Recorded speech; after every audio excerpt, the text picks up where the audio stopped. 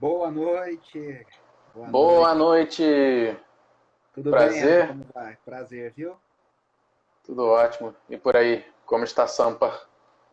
Hoje, frio de novo, chuvoso, aquele dia que dá vontade de ficar o dia inteiro preguiçoso, mas ao contrário, foi um dia de muito trabalho. Boa noite a todos aqui que estão entrando. Prazer estar Assim aqui. fica mais fácil de ficar de quarentena, né? Quando tá frio e chovendo. Você sabe que eu não sei, eu gosto do dia ensolarado, viu? O dia chuvoso dá vontade de ficar embaixo da coberta o dia inteiro, dormindo o dia inteiro. É, É o que tem para hoje, né? prazer estar com Bem, você aqui, viu? prazer. Obrigado aí por aceitar o convite. A gente nunca se conheceu pessoalmente. Eu descobri o seu. Aliás, eu descobri o seu Instagram. Eu não me lembro agora o que veio primeiro. Eu lembro de um podcast do Bibo, que se não me engano estava você e o pessoal do Sola. Isso, E foi. foi quando eu conheci. Assim, eu já conheci o IACA, o trabalho do IACA, mas eu não sabia, eu não conhecia você. Aí eu ouvi o podcast lá e não sei porque cargas d'água. Aí na quarentena eu estava pesquisando material de louvor e tal, e aí eu vi a sua live anunciada com o Tom Molinari, e aí eu assisti aquela live e fiz algumas anotações que eu falei, eu preciso conversar com o pastor Renato, Engraçado que porque ele falou umas coisas aqui que eu quero desenvolver melhor, quero entender melhor. não, e você sabe, Andrew, que a coisa é assim, né? O Ah, Tom também conheceu o nosso trabalho através do podcast do Bibotalk. Então ele ah, também conheceu ouvindo, a gente já tem vários amigos em comum, né? Do tempo que eu uhum, trabalhei, principalmente no Diante do Trono, na Lagoinha, os 8 anos que eu trabalhei, a gente tem vários amigos em comum. E aí a gente acabou se conhecendo, ele fez o convite da live, houve todos os podcasts do hashtag Adoração pela Rádio uhum. Transmundial. Enfim, acabou. Então, assim, vai dando desdobramentos. Agora com você, um prazer. Já conheço bastante o trabalho do seu pai, da denominação, então, muito legal Hum. mesmo. Eu queria, então, já que a gente, assim, eu conheci você daqueles podcasts, aliás, daquele podcast, daquela live, e eu queria saber mais, primeiro, da sua história pessoal com a música de igreja, porque assim, a gente vê assim, eu de vez em quando eu me acho muito iniciante nesse mundo, e aí quando vê lá mestrado, pós-graduação e coisa e tal, diretor do instituto e tal, aí de repente, 35 anos caramba, ele só tem um ano a mais que eu. É, tá, aí você fala, não, porque os garotos do solo. Que idade ele tem para falar os garotos do solo? Aí, ao mesmo tempo, você ia falando assim, até interessante, recitando quase que assim, de memória, eu acho. O CD tal do Vencedores, a faixa tal, aquele CD tal, ano tal. E eu, caramba, conhecimento enciclopédico da coisa. E você citando várias referências de pessoas com quem você trabalhou, lá no Instagram do IACA, você vê todo mundo que já participou. É, o último podcast que sua esposa, se não me engano, fez com o João Alexandre. Então eu fiquei curioso de saber qual que foi sua caminhada até chegar onde você está hoje.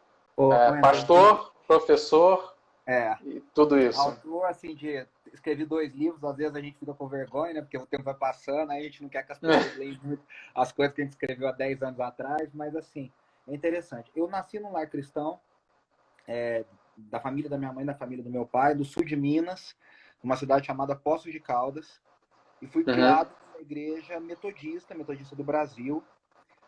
Hoje eu olho para trás e assim, a época que eu comecei a ter entendimento, lembrança, ali por 7, 8 anos, a nossa igreja estava passando por um processo de renovação. Na época a gente não sabia de nada disso, uma renovação carismática, provavelmente, assim, acho que seria o melhor termo, com fortes influências do movimento neopentecostal, de batalha espiritual, de toda essa onda que depois ganhou o Brasil com Diante do Trono, adoração extravagante e tudo mais.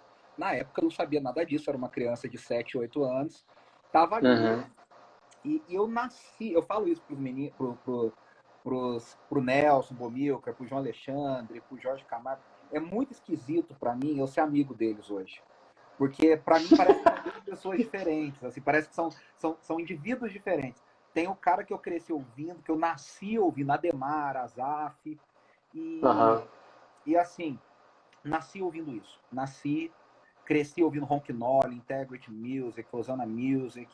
E aí você falou dessa coisa, né, de eu saber o ano e tal. Hoje eu trabalho com história da música cristã. Eu sou pesquisador, escrevo. Mas Ah, é? isso é Então uma, esse é o seu foco profissional, assim. um dos meus focos. Eu trabalho com liturgia, né, com a parte de repertório, ministração, Uhum. formação de líderes de louvor. Mas uma das Uhum. paixões, e eu tento desenvolver bastante isso, é a história da música cristã contemporânea. Só que Uhum. isso, para mim, hoje, né, eu pesquiso, trabalho, escrevo, mas é uma coisa que começou muito naturalmente para mim. Então, Uhum. assim, tem CD, cara, aí que eu falo, não é uma coisa que eu me forço. Tem CD que eu sei a faixa fala assim, a música tal, eu sei o número da faixa, entendeu? Eu não falo para não passar vergonha, para os outros não acharem que eu sou muito maluco, entendeu? Mas assim, eu sei. Por exemplo, ontem falaram assim, é aquela música The Battle is the Lord, do Ronquinol, Sing unto the Lord. Aí eu pensei, Dori Uhum. Zabel 93, faixa número 6 do disco. É, é... Mas eu não falo É, para não passar agora, vergonha. eu lembro dessa música, eu tenho um trauma dessa música, na verdade. Por quê?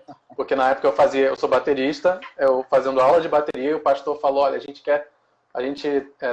traduziu essa música, A Guerra é do Senhor, e a gente quer tocar na igreja. Beleza. E o Pô, professor mas de tem 3 bateria com aquela bateristas no entrada. final, André. Como é que você fez? Então, não era para fazer as três, mas no caso, se não me engano, era o Chester Thompson, o baterista lá, aquele aquela coisa muito específicazinha.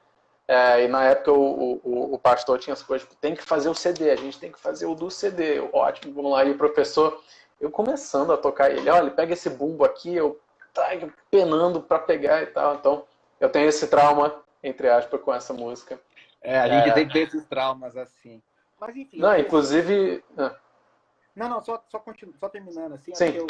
eu cresci no meio disso e as influências todas, né, vencedores, uma influência muito grande na família toda, na história da família, Azaf, Ademar, Coinonia. Depois o Diante do Trono, eu já estava começando a envolver na igreja.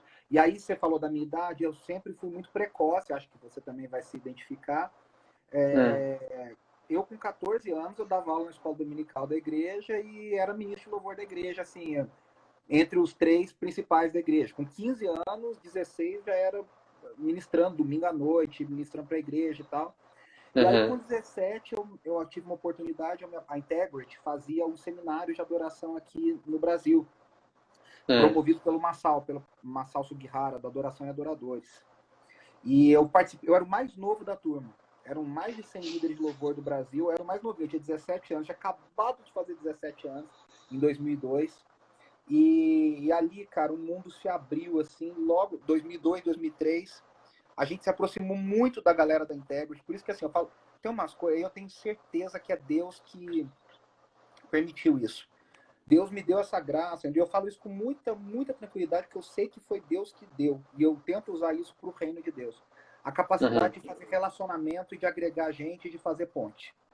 Então, Uhum. assim, ao longo desses, aí acho que respondo um pouco do que você falou, eu tive a oportunidade de conhecer muita gente, fazer amizade com muita gente, e nessas amizades colocar muitos ministérios e muita gente em contato, e produzir coisa, e fazer parceria.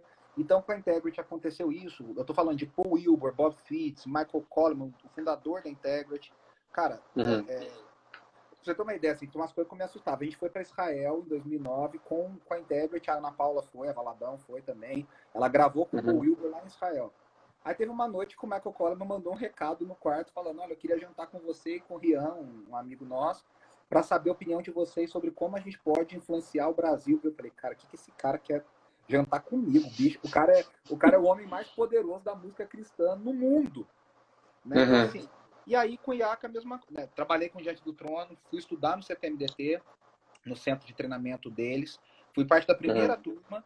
Depois eu fiquei mais 6 anos como professor e trabalhei muito tempo, trabalhei 8 anos no total em Lagoinha. E depois, quando vim para São Paulo, casei, conheci a Andressa foi minha aluna no seminário. A gente se casou aqui em São Paulo, e aí nós começamos o IACA, e aí Deus deu essa graça de caminhar com Bomilcar, Gerson Borges, Jorge Camargo, João Alexandre, o Serjão do Baixo e Voz. Então, assim, cara, o Ademar. Então, assim, pra mim é isso que eu falei, é muito engraçado, porque parece que são pessoas diferentes. E pra você ter uma ideia, e eu já termino aqui, eu fiz um curso de História da Música, 3 noites, ano passado. Estou transformando esse conteúdo em conteúdo online. E aí, na terça-feira, tava o João Alexandre e o Jorge. Então, eu falava das músicas e eles tocavam. E na quarta, o Nelson Bodoc. Caramba! Cara, o meu pai falou assim, eu não acredito nisso, assim, é um negócio inacreditável, porque a gente cresceu ouvindo isso. E então, assim, eu tenho feito isso, tentado divulgar a música cristã no Brasil. Mas aí, Andrew, é que vem a parte do estudo teológico. Me apaixonei por teologia, tenho 2 mestrados em teologia. Mas é a coisa de entender teologicamente essa caminhada, a influência do movimento carismático, a influência do movimento reformado, do movimento pentecostal, as origens, como isso se cruza, como isso conversa, para transformar isso na linguagem de culto. Por que a gente cultua do jeito que a gente cultua hoje?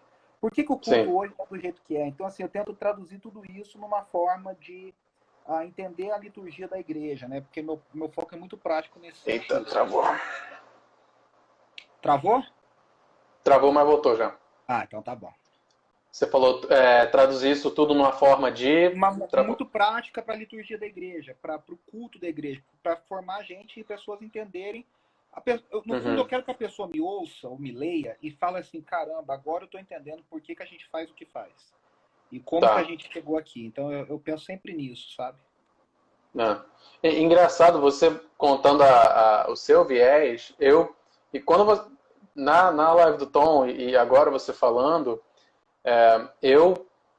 a minha caminhada com a música de igreja, meu pai toca piano, a igreja onde eu cresci tinha uma cultura muito forte de música.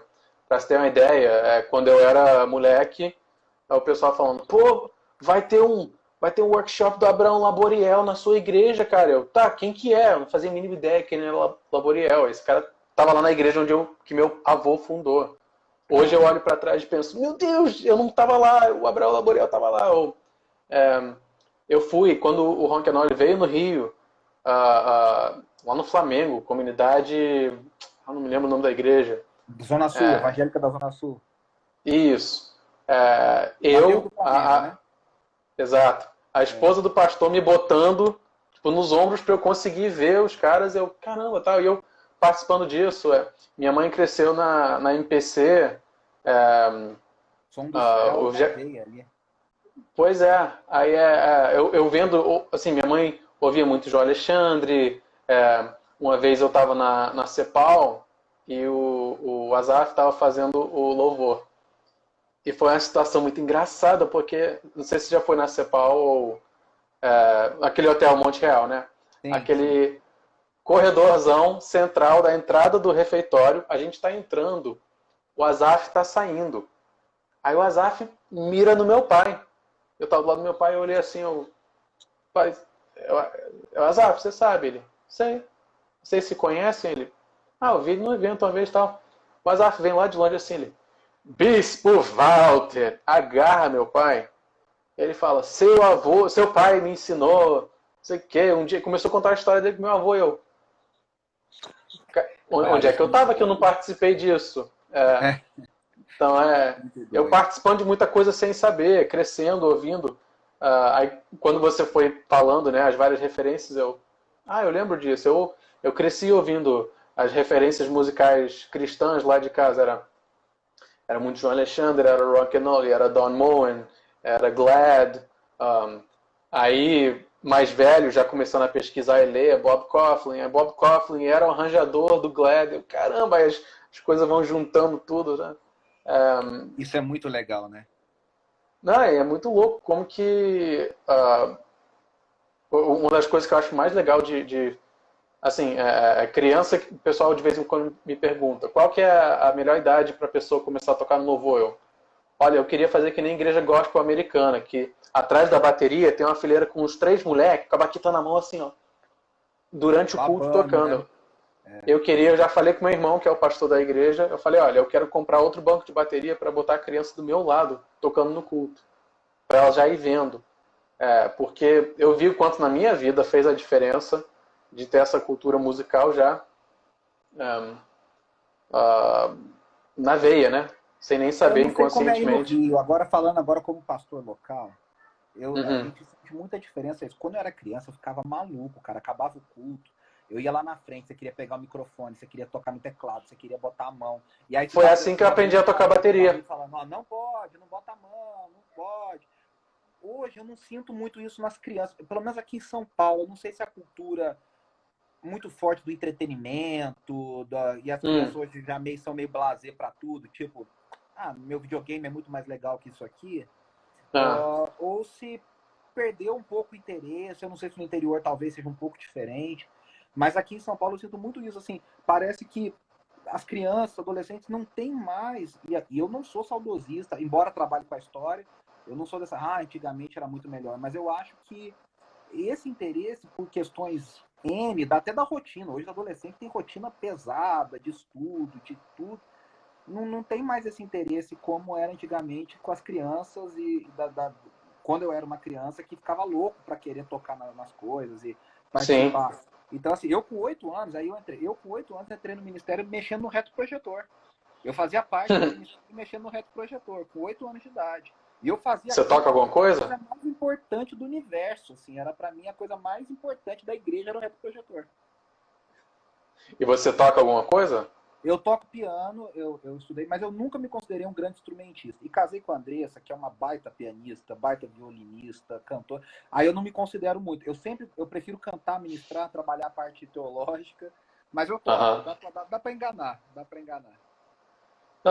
Eu penso exatamente nisso. Eu aprendi a tocar bateria na igreja porque acabava o culto, eu subia lá, aí um guitarrista lá olhou para mim e falou, olha, você quer tocar mesmo ou quer ficar fazendo barulho? Eu quero tocar mesmo. Ele, então tá, você vai contar 1, 2, 3, 4 aqui e você vai fazer no 1 e no 3 você vai fazer isso, no 2 e no 4 você vai fazer isso. E aí começou.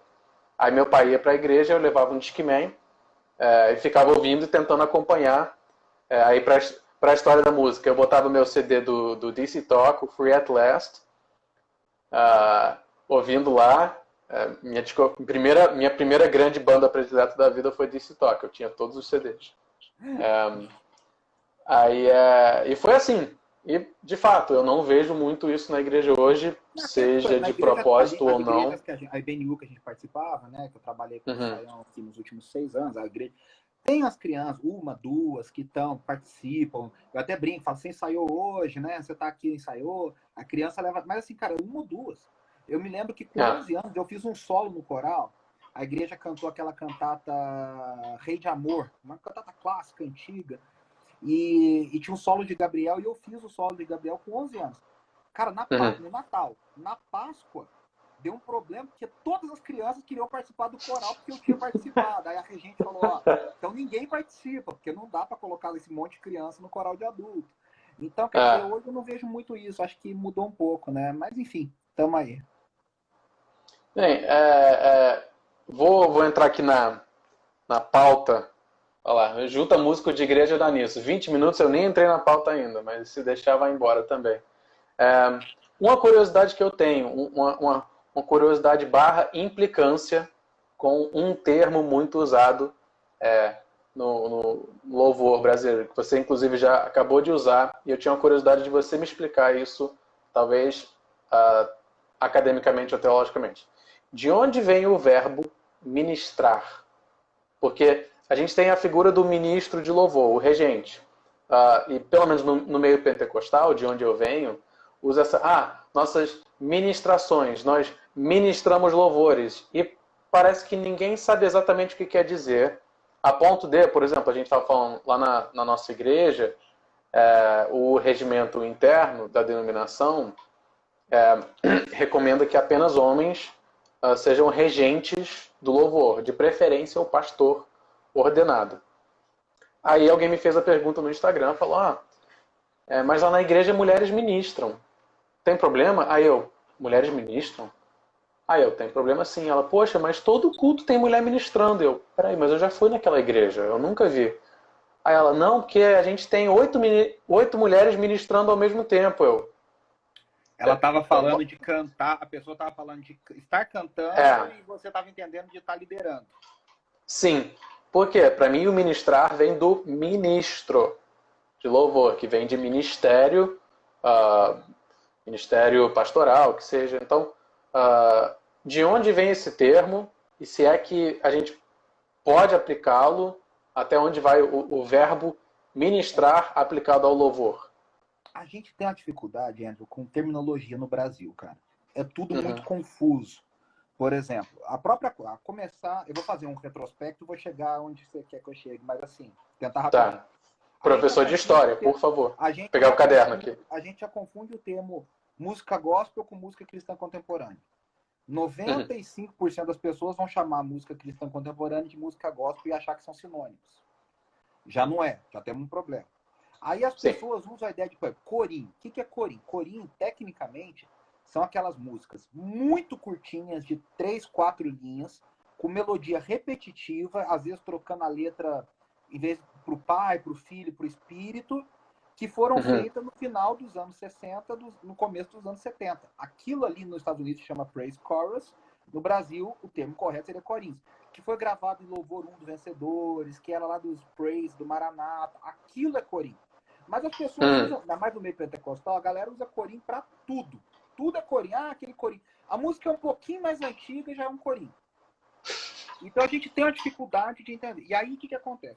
O meio batista aplica a terminologia para o que você falou, que é o cara contratado da igreja. Não é, no meio batista não é, por exemplo, o pastor. É um músico formado na faculdade de música sacra e se chamava ministro de música, é o MM. Era o ministro de música, era o contratado, que é esse regente da igreja, enfim. Só que hoje... Desculpa, só um parêntese rapidinho, só para você entender também um pouquinho da minha história de igreja. Meu avô, meu avô Roberto Macares, tem mais conhecido movimento pentecostal, mas meu avô, por parte de mãe, foi membro fundador da Igreja Memorial Batista de Brasília, primeira de Brasília. Meus tios são da Batista do Morumbi. Não sei se já conheceu. O Alex Dias Ribeiro. Oi? Alex Dias o Alex é Ribeiro. seu tio? É meu tio, é irmão da minha mãe. Ah, isso eu não acredito. Pra você Primeiro que ver eu como sou é que as fã do coisas. Alex, porque eu sou grande fã de Fórmula 1. Então eu adoro o Alex por isso, para começar. Mas assim, que legal, cara, eu não sabia. Eu conheço o Alex Pois e a é. Bárbara, conheço bastante. Sim, sim. Aí na igreja, visitando a igreja da minha mãe, do meu avô em Brasília, que eu fui conhecer a figura do MM que você está falando. Era o pastor que tinha acabado, na época, ela tinha acabado de voltar do Texas, feito uma faculdade lá e tal, seminário. Enfim, só essa volta ao Veio de mundo. música sacra. Enfim, eu também não vim do universo batista. Eu estou batista há 6 anos, que há 7 anos que eu trabalho na Faculdade Teológica aqui de São Paulo, enfim. Trabalhei com os batistas na Lagoinha, mas é batista nacional. Mas eles têm essa figura. Agora, o que acontece? Na terminologia brasileira, isso é muito confuso. Porque o que acontece? Você me pergunta, de onde veio? Eu posso ser sincero com você, eu não tenho uma certeza acadêmica de onde surgiu o termo ministrar. Mas eu acho que se popularizou no Brasil, e eu tenho quase certeza que se popularizou no Brasil através da música Meu Prazer, ou Em Espírito e em Verdade, do Koinonia. Que lá no final ele fala, ministrando louvor. Meu prazer é viver na casa de Deus. E ele fala, ministrando louvor. Aí a galera acho que pegou esse termo, e isso deve ter sido 89, 90, e falou, caramba, que legal esse negócio. Porque o que acontece? Nos Estados Unidos, a Integrity Music, a partir de 85, nas fitas, colocava o worship leader atrás. Sim. Sempre vinha o worship leader, que era o Don Moen, o Ron, o Bob Fitts, o Paul Wilbur, toda essa galera. E no Brasil, a primeira figura que é a worship leader, igual nos Estados Unidos, completa, não é Asaf, não é Ademar, não é Koinonia, porque eles não eram. Você pega os discos do Asaf e do Ademar, eles não ministram, não tem, eles não falam. Eles falam muito pouco nos discos. O Ademar dá aqueles, aleluia, grande é Jeová. Acabou, era essa ministração. Não tinha essa coisa. Quem faz o papel total é a Ana Paula Valadão no primeiro Diante do Trono, em 98. E antes dela, quem foi a primeira líder de louvor, de ministrar, falar e tal, é a Sônia Hernandes. Querendo ou não, gostando ou não, no Renascer Praise 3, que é o primeiro Renascer Praise gravado ao vivo em 96. Que ela fala, ela ministra, ela não canta. Por isso que eu falo que a Ana Paula é a figura completa. Que é a união dos dois papéis, a cantora e a ministra, né? Então, o que acontece? Até no meu livro Mergulhando na Adoração, eu trabalho muito a ideia, por exemplo, do ministro, porque aí, Andrew, a gente precisa facilitar o entendimento das pessoas. Porque se você fala um negócio, a pessoa está pensando no outro. E aí, em termos de livro, sala de aula, você tem que tentar clarear. Então, o que eu tento trabalhar? O ministro, eu tento trabalhar nessa coisa que a menina estava te falando, que a pessoa estava te falando. No geral, qualquer um que está participando do ministério. Porque aí eu vou para o aspecto seguinte: dentro da igreja, cada cristão é um ministro. Diria o Rick Warren numa igreja com propósito. Cada crente é um ministro, cada convertido um ministro. Então, é um ministro de louvor. E o cara que está liderando a ministração, falando, conduzindo, eu chamo de líder de louvor. Que aí é o worship leader. O Bob Kauflin também segue essa terminologia no livro dele, no Worship Matters, ele segue exatamente essa terminologia, foi traduzida assim também. Só que ele veio ele coloca líder de adoração. Que no Brasil virou o Louvor e Adoração da Vida Nova, do curso Vida Nova. Eu falo isso pro Serginho, foi a pior besteira que a Vida Nova fez, foi colocar esse livro dentro do curso deles. Não porque mas assim, a galera não conhece, não compra, não se interessa. Interessa depois que a gente fala, que a gente mostra, que a gente explica. Peraí, deixa eu só fazer um comentário aqui rapidinho. O Gui Bomilcar acabou de entrar. Gente, então, como que é o mundo dá voltas? Eu conheci o Gui Bomilcar num acampamento da MPC e tinha uma menina de uma outra igreja da minha denominação que eu conheci lá, que ela era aqui do Rio de Janeiro, que hoje é a esposa do Gui. Então, olha como é que e os dois são líderes no grupo base da IB Metrô, que é a igreja que nós fundamos agora no começo do ano. Então, de baixo, estão aí na nossa igreja, na liderança. Meu então, Deus! Caramba, o mundo dá voltas. Então, assim, Andrew, a coisa é isso. Então, assim, é difícil, mas assim, a ideia de administração, nesse sentido de conduzir, falar. Agora, para mim, o Bob Kauflin, a única diferença é que a Vida Nova traduziu como líder de adoração. Eles colocam líder de adoração, eu falo líder de louvor, mas é a mesma coisa. Então, existe essa confusão do papel, da coisa. Mas, assim, veja, a gente tem uma dificuldade muito grande de categorizar, de entender. Nos Estados Unidos existe já uma academia muito mais desenvolvida para questões de adoração. Tem estudiosos que dedicam há bastante tempo, eles têm os movimentos, tem tudo catalogado.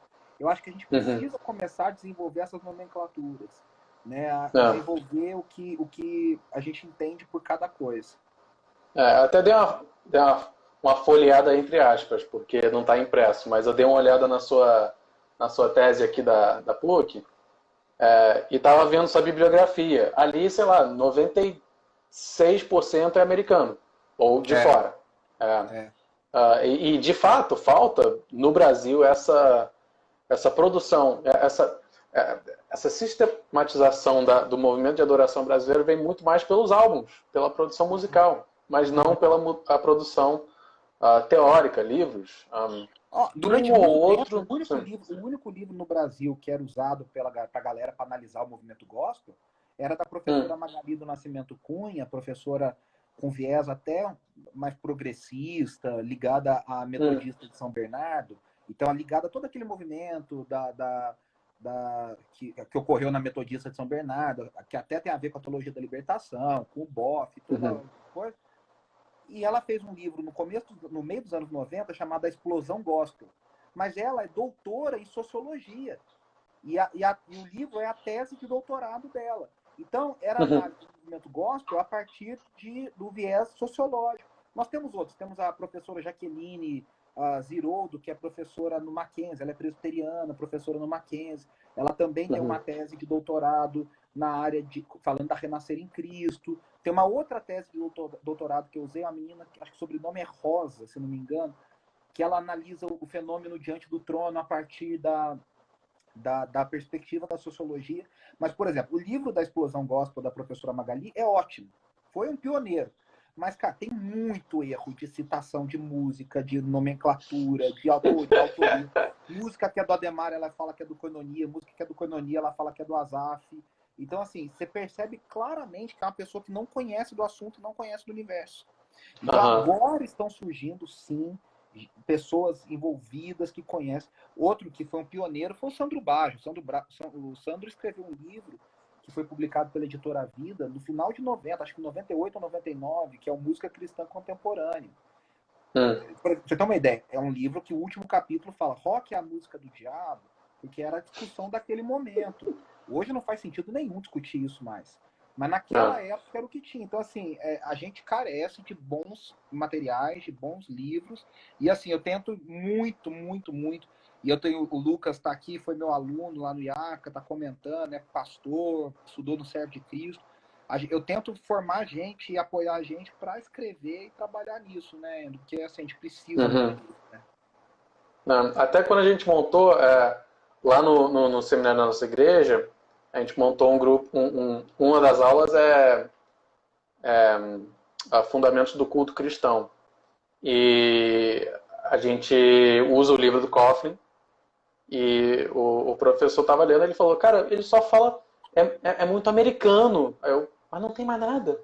Sim, é muito americano. Agora eu vou mas é o que tem. Indicar, hein? Você pode usar, por favor. Da adoração que esse senhor aqui escreveu. Que é então, eu tenho minha suspeita, mas que eu te pedi semana passada. Aí que tá o negócio, porque é o seguinte, a questão toda é a seguinte, veja só, por exemplo, aquele livro que a Thomas Nelson publicou no Brasil, do Carson e do Keller, o Louvor, que na original é Worship by the Book. Cara, o livro é ótimo, mas é muito americano. Muito americano. Não fala pro contexto brasileiro. Os capítulos do meio que falam da adoração, da alta liturgia, da liturgia... Cara, o brasileiro não sabe o que é isso. Não, a gente não sabe o que é High Church. Não tem. Eu tô conversando com a editora 371, do João Guilherme, não sei se você conhece o João Guilherme. Ele fundou a Box 95, hoje ele é conheço. editora 371. Eu tô falando para ele pra gente fazer um livro parecido com esse, mas com autores brasileiros a partir da realidade brasileira, que discuta realidades litúrgicas diferentes. Aí sim, hein? Gente capaz e bacana, né? E aí, quem sabe você já é um bom nome para falar desse meio pentecostal / episcopal, mas assim, para a gente poder analisar e discutir a partir do contexto brasileiro, porque a gente tem muito pouca coisa. Então, assim, a minha dissertação da PUC que você falou que leu aí, depois eu quero saber a sua opinião, se você consegue. Não, eu não li toda porque... Enfim, é grande, Não, e eu poderia, assim, eu confesso que eu já fiz uma live só sobre princípio regulador do culto. Quando eu me deparei com ela, meu Deus, isso aqui mais umas 2 ou 3 lives. Quem quiser, me manda um direct aqui que eu mando o link, se vocês quiserem interessados. O princípio regulador do culto, eu estudei no Andrew Jumper, sou amigo de um monte de reverendo presbiteriano, amo os reformados. Sou reformado, um reformado contemporâneo, não sou um calvinista de 5 pontos, mas sou um reformado de contemporâneo. Só que a minha crise com esses caras, assim, com meus amigos, é que eles criticam por criticar porque não conhecem. Não para ouvir, não para sentar para ver. Por exemplo, um monte, tem uma birra com Diante do Trono, porque eles não sabem que eu trabalhei lá. Então, começa uma birra. Aí eu pergunto, mas o que você já ouviu de Diante do Trono? Quanto você já sentou e já ouviu? Quanto você já analisou da letra? Mas a Ana Paula anda que nem leão. Então, não estou falando disso, estou falando da música. O que você vai... Sabe, eu tenho minha suspeita que se eu colocasse a letra de músicas do Renascer Praise para essa galera, eles iam achar lindas e maravilhosas, e aí não ia saber que era do Renascer Praise. Então, assim, a minha crítica ao princípio regulador do culto, eu estou muito com o John Frame nessa, de que todo o princípio regulador do culto parece que as pessoas querem ficar no século XVI, e parece que a Bíblia, que Davi cantava o estilo europeu do século XVI, cara. E não conseguem fazer uma análise que não, aquilo ali é um estilo cultural, como hoje a gente tem outro. Não, o problema é que a gente tem... Ó, a minha esposa aqui, ó, a Lívia defendendo Diante do Trono. Aí Ela se deixar Eu fui casar com a mulher que dirigia louvor na igreja dela. Olha só. Aí, e adorava. E foi eu sempre enrolo a sigla. O seminário lá do Diante do Trono. CTBDT. Isso.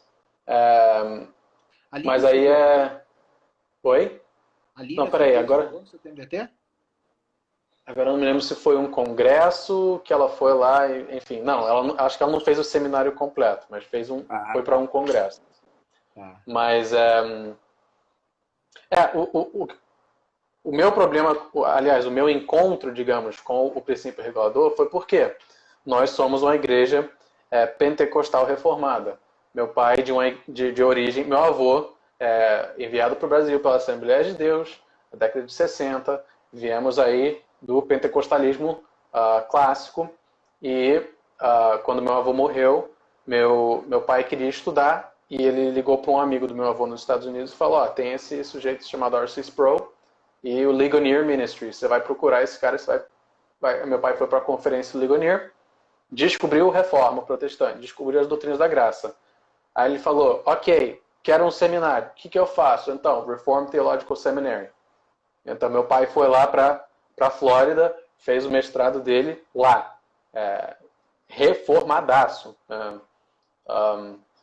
E aí então, só que quando ele começou a chegar perto da reforma, aquela coisa, ok, venha para o lado reformado da força, né? Agora todo reformado tem que ser presbiteriano. Meu pai, peraí, mas eu tenho um legado, eu tenho uma história. Então Eu a consigo gente conciliar brinca. isso, né? A gente brincou que ele começou em Azusa, foi até Genebra, deu uma meia volta e parou no meio do caminho. É.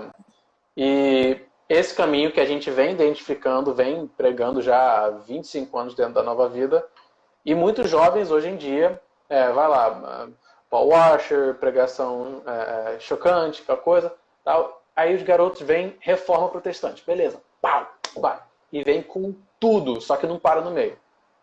Aí o que eles fazem? Olham para o meio pentecostal, aí começam, pô, mas esse louvor tá muito maluco, é muita gritaria, é muito isso, é muito aquilo. Tinha que ter um negócio, tinha que ter um princípio para regular isso tudo. Pronto. Entre. Por que a gente não bota o princípio regulador aqui na igreja? Para.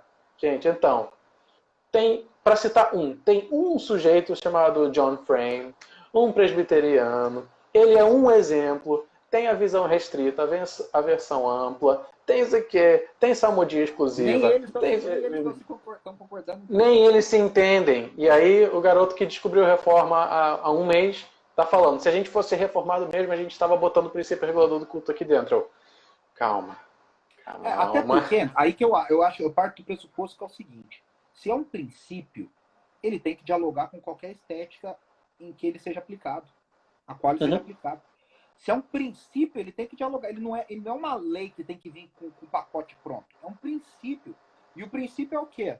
Vamos buscar uma adoração bíblica. Cara, isso é lindo, maravilhoso. Agora, o John Frame vai na jugular, né? Porque o John Frame, cara, o John Frame, um apologeta super respeitado no meio reformado, e aí ele pega e fala, engraçado que parece que o apóstolo Paulo não falou que hora que o culto tem que começar, se bate palma, se não bate, se fica, e ele fala assim, parece que quem defende o princípio, né, estrito, restrito e tal, parece que sabe todas essas respostas que eu não sei, eu não encontrei na Bíblia essas respostas. Então, e aí o Tim Keller, outro que está junto com ele nessa leitura, né? O Keller chega a dizer, né? O Frame está certo na pressuposição dele de que não é que o princípio regulador do culto não é restrito, ele é amplo. Ele tem que ser aplicado para a vida toda. E dialogar com princípios culturais. É óbvio que a gente não pode concordar com essa adoração individualista, antropocêntrica. O meio pentecostal mesmo, lá do Brasil, a música pentecostal, ela flerta muito com essa coisa, né, antropocêntrica, da prosperidade. E aí a gente tem que, não é bem por aí. Mas também querer, eu acho que os extremos são muito perigosos. O Bob Kauflin, que a gente estava falando, é um ótimo exemplo. Eu gosto muito disso. Que o Bob, né, veio da Vineyard, se converteu no meio do Jesus Movement e se tornou reformado, e eu acho que ele também encontrou esse meio do caminho. Então eu acho que Ah. sempre que a gente tem essa. Eu brinco com o Jonas Madureira, o Jonas Madureira também tem um passado neopentecostal, né? Eu Sim, falo eu assim, sei. eu falo para ele, eu Foi, falo assim, ô Jonas, a mãe dele se converteu, se eu não me engano, ouvindo meu avô não, na então, rádio. o Jonas tocou com o Shekinah, que é do Géser Cardoso, de Ah, Goiás. é? Ah, é? Isso eu não sabia, olha só. E aí Eu tenho. eu brinco e falo pro Jonas assim, Me ajuda a trazer o Jonas para fazer uma live. A gente tem que ouvir essas histórias. rapaz, o Tem Jonas que é trazer essas difícil com a histórias. gente. E aí eu peguei e Eu falei sei. assim, eu brinco com ele e falo assim, ô Jonas, a gente tudo tem que ficar tudo quietinho, que nós todos temos um passado neopentecostal que não escondemos. Então todo mundo fica quieto, cara. Então Eu assim, então, é nesse sentido. até hoje, pra você tem uma ideia, isso já aconteceu várias vezes. Eu chego na conferência fiel, a pessoa, McAllister, né? Será que tem alguma coisa a ver com o Roberto McAllister? Eu, sim, meu avô. Mas você não é neopentecostal, não? Aí eu. Não, pior, o que você está fazendo aqui? Já ouvi isso algumas vezes. O que você está fazendo aqui? Ou teve uma vez numa fiel jovem, o sujeito chegou. Você é batista ou presbiteriano? Alguém me apresentou, não, eu sou pentecostal. O cara fechou a cara pra mim. Fechou a cara. Tipo, tá. Eu, É tá, né? por isso que eu acho muito restritivo da parte dele, assim. E aí Sim, acaba demais. ficando um preconceito, uma coisa de não ouvir, de não conhecer, de não permitir ver coisas. Aí você toma um tapa na cara. O último álbum da Hillsong, o King of Kings, foi dirigido em cima do livro de oração do Tim Keller. A Uhum. equipe leu o livro de oração do Keller e eles decidiram compor as músicas em cima do livro. Então, quer dizer, a galera critica sem conhecer, sem saber, sem parar um pouco. Inclusive, o próximo episódio do hashtag Adoração, que vai sair na próxima sexta agora, eu bato um papo com dois amigos. Um é pentecostal, e é um Uhum. pentecostal que se aproxima muito de um neocalvinismo holandês, mas ele não é reformado. Ele é muito schaefferiano, Uhum. gosta muito de Schaeffer, de Labrie, de Pedro Dutti, toda essa galera, mas é pentecostal da Assembleia de Deus. Uhum. E o outro é um amigo nosso que trabalha com relações internacionais, Igor Sabino, também teólogo, também. Sim, sim. E ele adora o Diante do Trono, adora Israel, e aí a gente estava conversando justamente sobre essa coisa do preconceito, de não conhecer, de não ouvir, mas é um pouco isso. Assim. O pessoal mandando aqui a hashtag Vidas Pentecostais importam. Pior que o Firmino é lá da minha igreja. E foi meu aluno também no seminário. É Mas me Pentecostals fala, eu Matter, tô minha curioso esposa para saber ajudando o aí. que você tinha comentado que você queria me perguntar alguma coisa, eu tô curioso para saber o que é. Pois é, falta 15 minutos para terminar a live e eu nem cheguei na pauta ainda. Assim, quer dizer, já esbarrei nela algumas vezes, mas é que você falou justamente com o Tom, você falou sobre a figura do Ron Kenoly que você falou. Para mim, o Ron Kenoly foi a referência na década de 90. Eu queria saber por quê. O que fez do Ron Kenoly, e aí entrando no que para mim era para ter sido a primeira pergunta da live, mas acabou não sendo, que é qual que é a função do ministro barra líder barra regente de louvor e o que o Ron Kenoly fez que para você se tornou a referência? Cara, é interessante essa pergunta, porque assim, o Ronquinoli, ele foi o que a primeira leva da Integrity, ele não tava. A primeira Uhum. leva da Integrity, o grande nome foi um cara chamado Kent Henry, que Hum. compôs, inclusive, aquela música que o Azaf traduziu em 96, se eu não me engano, que é aquela Quando entro em tua presença pelas portas. A Música gente toca até hoje lá lindíssima. na igreja. Essa música é linda. O Kent Henry é o compositor dessa música, ele gravou essa música. Ele foi o grande nome da primeira fase da Integrity Music, que implica nos Uhum. primeiros 5 anos, de 85 a 90. E, em segundo lugar, o Don Moen. Don Moen gravou Sim, Give sim. Thanks, que foi o primeiro disco da Integrity que vendeu 1 milhão de cópias, além de 1 milhão de cópias no mundo. E o Don Moen logo virou o diretor criativo, né? Ele virou o diretor que contratava os worship leaders. Ele que ia atrás, ele que descobria. A Integrity tinha um jeito simples. Eles percebiam a igreja que estava bombando no louvor, ligava, cara, a gente pode gravar o seu culto ao vivo aí, fazer um culto especial? Esse era o jeito Integrity no começo. Eles iam até as igrejas. O Ron Kenoly grava o primeiro disco em 91, que é o Jesus Alive, que é um disco... Como é que você descobre que um disco é ruim, Andrew? Você descobre que o disco é ruim quando ele pega a única música boa do disco e regrava num outro que é melhor. Então, ele regravou a música Jesus is Alive, que é um clássico aqui no Brasil, na cantata Vivo Está, né? Aleluia, Cristo vivo está. Ele regravou isso no final do God is Able. Só que aí, aliás, diga-se de passagem, essa talvez seja a música predileta da minha esposa, do Ronk Nolly. Maravilhoso. E aí, assim... Começa a cantar essa música, ela começa a pular aqui em casa. Ele vem numa crescente, que aí ele faz 92 o Lift Him Up, 93 o God is Able, 95 o Sing Out. Então, assim, são 3 discos incríveis. E isso ganha uma... Como é que eu falo que o Ronk Nolly foi o maior nome? Pelo alcance dele global. Esse cara se estabeleceu no mundo como o grande nome de louvor e adoração, a grande referência, porque a Integrity começou a tratar ele como o maior produto dela. Nesse caso, não estou falando do jeito ruim mercadológico, eu estou falando de um jeito positivo. Ele foi o primeiro cara que teve um CD com a cara dele na capa, que foi o God is Able, inclusive. A Integrity não fazia isso, a Integrity colocava um fundo branco e um desenho. Né? Meu pai tinha todos, eu lembro na estante. É isso, a influência dele foi tão sentida. E aí que eu falei até com o Tom, que foi o seguinte, quando ele chega em 98, a Darlene estava levantando com a Hillsong que estava chegando no Brasil nos Estados Unidos, através da Integrity. A Darlene, o que a Integrity manda fazer? Manda fazer um apanhado de todas as melhores músicas que a Hillsong tinha até aquele momento. E eles gravam um CD chamado Shout to the Lord 2000, na virada do milênio, aquela coisa de virar o milênio e tal. E aí ela vai gravar o Shout to the Lord, que já era uma música que já estava conhecida no mundo inteiro. No Brasil estava recém-estourada, porque o Diante do Trono tinha acabado de gravar ela em 98. Sim. Dia 31 de janeiro de 98. E aí o que acontece? A Darlene me chama o Ronk Nolly. E ela chamou o Ronk Nolly e ele faz...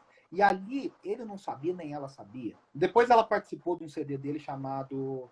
não é Welcome Home, é o Dwell in the House. Se eu não me engano, foi bem nessa época também, 98... Não, desculpa, esse foi 2002, Dwell in the House. Ela participa. Mas ele meio que passou o bastão, porque dali pra frente, a carreira do Ministério do Ronk Nolly, não estou dizendo em qualidade, nada disso, mas em alcance, caiu. E a Hillsong foi crescendo. E nos próximos 10 anos, a Darlene foi a líder de louvor mais importante do mundo, em reconhecimento, em alcance, em liderança. Então, assim, e até hoje você vê todo mundo que olha para a década de 90, olha e fala, o Ronk Nolly foi o grande nome. Aí você vê pelo número de versões, né, no Brasil, no mundo, de coisas cantadas, gravações. Agora é interessante, olhando a longevidade, o Ronk Nolly caiu muito, ele sumiu do mapa, ele já está mais velho, teologicamente ele está com umas ideias meio doidinhas atualmente, e aí você vê que, por exemplo, o Don Moen, em longevidade, o Don Moen passou muito melhor. Continua. O Don Moen hoje continua ativo, continua influente, continua a mesma... O Don Moen hoje é melhor do que o Don Moen da década de 90. Ele hoje consegue... Ele lançou um canal no YouTube, acho que é Don Moen TV. Eu vejo bastante. E os vídeos são bem produzidos, são bem tocados. Sim, muito. Então quer dizer assim, mas para a década de 90, o Ronk Nolly foi esse grande reconhecimento. Por exemplo, a Aline Barros, chama o Ronk Nolly. Então, assim, a referência era o cara, entendeu? Então, assim, olhando para trás, a gente percebe um pouco isso, né? Então, foi uma afirmação mais de impacto, digamos. Mensurada pelo impacto. Tá. E aí você mencionou, assim, tipo, se a gente pudesse chegar mais perto dessa figura hoje em dia, seria o Chris Tomlin. Eu acho. Eu não sei se foi você ou o Tom que mencionou. Mas... Não era para ser o Chris Tomlin. A verdade toda... E olha como é a coisa. Eu falei que o Ronk Nolly passou o bastão para a Darlene. A Darlene teve câncer, né? Ela teve um câncer de mama em 2014, se eu não me engano. E ela gravou um disco nos Estados Unidos. E quando ela estava ela tinha acabado de descobrir o câncer. Ela não sabia se ia estar viva, se não ia estar viva, aquela coisa toda. Graças a Deus ela está muito bem. Mas ela tinha saído da Hillsong e ela veio gravar um disco nos Estados Unidos. E quem que ela chamou? Ela chamou a Carrie Joe, que é a maior líder de louvor do mundo, mulher, e chamou o Israel Houghton. Naquele momento era o cara da Lakewood, né? A igreja péssima, porque enfim, a pregação da igreja é péssima em teologia da prosperidade. Mas o Israel era o cara, tava crescendo ali com Jesus at the Center, Lord, you are good and your mercy endureth. Porque ele é o quê? Ele é o americano que tem, num lado, uma família latina, mas ele é um negro americano e que tem uma... toca tudo muito bem, canta e canta muito bem, ministra muito bem, compõe muito bem. Cara, o cara é um combo. Então ele estava crescendo para ser o cara. Só que o que aconteceu? Ele separou da esposa e casou logo em seguida. Aí teve um burburinho de traição e tal. E o que aconteceu? Isso interrompeu a ascensão dele. E aí o Chris Tomlin, que já vinha numa crescente muito grande, cara, o Chris Tomlin hoje, eu não conheço outro líder, homem, que tenha tanto impacto que nem o Chris Tomlin. Assim, o que grava, vira sucesso, alcança o mundo inteiro, tem versão no mundo inteiro. Então, assim, eu acho o Chris Tomlin hoje o líder de louvor mais influente do mundo, homem. E mulher, a Carrie Jones. Eu vi o Chris Tomlin quando o Passion veio para São Paulo em 2010? 10? Acho. Não, eu estava na faculdade. Tá, foi 2007. 7 ou 8, enfim. 7 ou 8. Naquela leva, Chris Tomlin, engraçado, né, que movimento Passion, você vê lá, Chris Tomlin, David Crowder, esses foram os dois que vieram para o Brasil, com Francis Chan, na época, o Luiz Gilliam, claro. Aí hoje, você vê o Passion rolando na virada do ano, agora em janeiro, com quem? Hillsong, Elevation Worship, se eu não me engano a Carrie Job também estava lá. Elevation, né? Pois é, o pessoal vai pegando carona um no outro, mas e pulando de um para outro. Mas o tá lá, né? Continua lá. Então, não, continua, pelo que eu entendi. Assim, eu não... Na época, os dois estavam assim, tipo, o Chris Tomlin era o Passion e o Passion era o Chris Tomlin. E se não me engano, o David Crowder ainda tá lá. Ainda é, né? Tá. Agora você vê que interessante, né? É que nem no Brasil. Quem que é o líder de louvor mais influente do Brasil? Gostando ou não? Gosta? Eu acho que... Ele é meu amigo pessoal, mas eu acho que ele grita muito cantando. É o Fernandinho, cara. Há quantos anos o Fernandinho tá aí, ó? O Fernandinho é constante. Ele não tá no auge, não é um Alessandro Vilas Boas, não é um... Não tá no auge, mas ele tá ali sempre. Sempre tá ali. Já tem o quê? Uns 10 anos? Não, o primeiro disco do Fernandinho estourou em 2002. Então nós estamos falando de quase 20 anos. Mas vamos falar, vamos ser conservadores. 15 anos que o cara tá ali, ó. Tá. A igreja dele é aqui perto. É aqui perto de mim. Goste se ou não goste da Aline Barros, por exemplo, eu acho que a Aline Barros vocalmente perdeu muito. Cara, mas a Aline Barros tá desde 94 ali, ó. Sempre. Ela não é a Gabriela Rocha, não tá estourada, não tá bombando, mas tá ali sempre. Tá sempre ali. Então a gente tem que analisar pelo impacto e tentar entender por que esses caras estão sempre assim, sabe? Eu acho que tem um porquê, tem uma razão. Sei lá, eu acho que tem um pouco... Tipo, nos Estados Unidos tem o Michael W. Smith, né? Isso. Que não é citado como... Ele nunca explodiu, mas tá sempre lá. Até hoje. O Michael W. Smith foi muito inteligente. Ele fez uma virada na carreira dele com aquele projeto Worship, no ano 2000. Ele era pop. Sim. O Michael W. Smith era o Justin Timberlake da música cristã. Ele era pop. Ele cantava, dançava, tinha coreografia. Eu brinco, né? Já viu aquele filme Letra e Música com Hugh Grant? Já. Eu falo, aquilo ali é o Michael W. Smith, cara. E ele pegou e fez uma virada e fez muito bem. Bem. E se colocou para uma nova geração como o cara da adoração. Então, a Aline Barros deu essa virada, né? A Aline Barros era uma cantora que, lá para 2000 e pouco, ela começou a fazer um monte de versão da Hillsong e virou a chavinha para adoração. Então, assim, é interessante. Por exemplo, eu sempre falo, né? E aí eu conheço, a Ana Paula é uma pessoa, assim, inteligente, conhece a história da igreja, conhece repertório, conhece vencedores, conhece Guilherme Kerr, conhece a Zaf, a Demar. A Aline Barros, você não vê essa coisa assim dela querer pregar, dela ter uma coisa. Ela canta. Mas assim, ela tem alguma coisa que ela gerencia muito bem a carreira dela. E tá sempre ali. Então, assim, não é uma grande, nossa, que artista incrível. Mas tá ali, ó. Tá sempre ali. Tá sempre lá. Um pouco isso. Eu tô com medo. Falta 4 minutos para acabar, para estourar a live. Eu não quero fazer outra pergunta. Eu tô quase guardando a outra pergunta para uma próxima live, porque... A gente já pode marcar, a gente faz para a próxima, então. Para emendar na próxima aqui.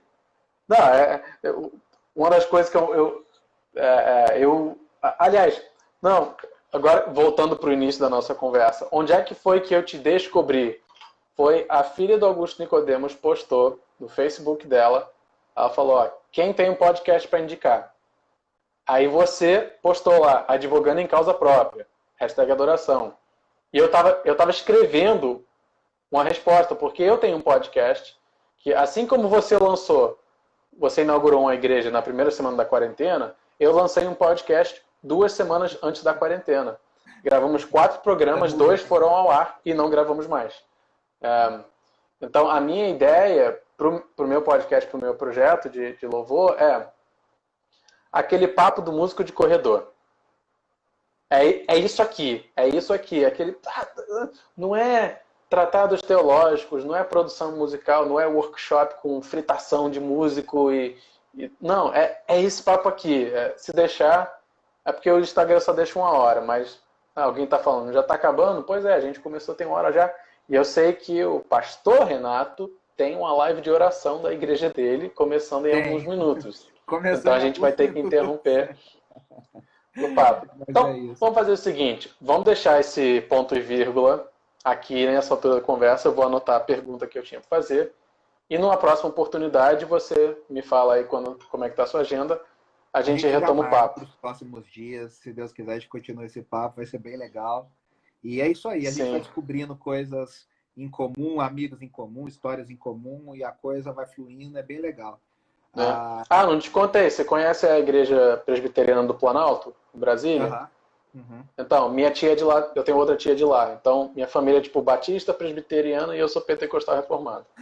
Tá que nem eu sou metodista, trabalhei com a Lagoinha, tô batista, rapaz, a gente tá confuso aí. Né? Não, tá no espectro evangélico brasileiro. Mas um prazer, viu? Desculpa qualquer coisa, obrigado pelo convite. Desculpa que eu demorei tanto para te descobrir e pra gente marcar esse papo, porque eu tô curtindo a beça. Que seja o início de uma boa amizade, André, em prol do reino aí, pra gente fazer bastante coisa junto, viu? Conta comigo. E já deixo o aviso que um dos diagramadores da editora Concílio, que fez o Ritmos da Graça, da minha igreja. Então, se você precisar de alguma editora para fazer seu livro, eu cutuco ele. Tá? Olha, eu assinei com a 371, uma trilogia. Não, já tá assinado. Não, olha, melhor ainda, tá ótimo. Mas eu quero o Ritmos da Graça da editora Concílio que não me manda. Eita, então, o meu tá... Não, vou deixar quieto. Eu vou cutucar o diagramador lá e a esposa dele é tecladista lá na igreja, professora de música também. Então, enfim, muito bom, viu, cara? outro papo. Obrigado. Renato, muito obrigado.